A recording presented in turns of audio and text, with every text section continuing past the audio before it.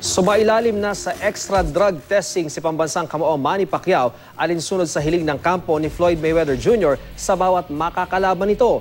Ang mainit na balita hatid ni Connie Sison, exclusive.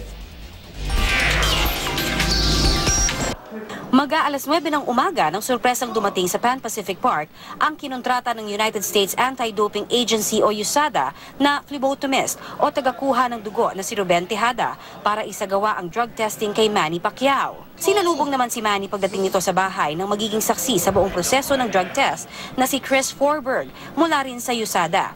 Agad pinaliwanag ni Forberg ang gagawin niya sa pambansang kamao at pagkatapos ay pinapirma si Manny at hiningan din ng kanyang ID.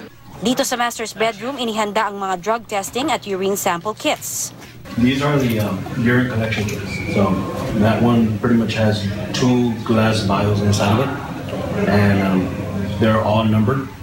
And he has to choose one, since everything's random. He has to choose whichever one he wants to protect him. And the lab doesn't even know who's who. So for the lab, Manny's just a number. Una munang isinagawa ang urine test. Tumagal din ng 20 minuto si Manny sa banyo bago ito nakalabas. Sinamahan siya ni Forberg bilang saksi. Kailangan makalikom ni Manny ng 90cc ng ihi para makatugon sa requirement ng USADA. Naging pribado rin ang ginawang pagkuha ng dugo kay Manny. 4 na maliliit na tubes ng dugo o katumbas ng 1 kutsara ang kinuha sa kanya. Maselan ang proseso ng random urine at drug testing. Once they're sealed in the plastic containers, then he could touch them. I'm the only one that touches them. Nobody else touches them.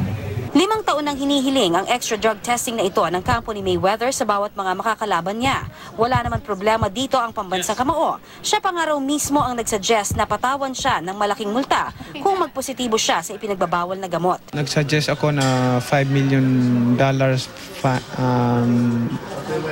fine magpositive.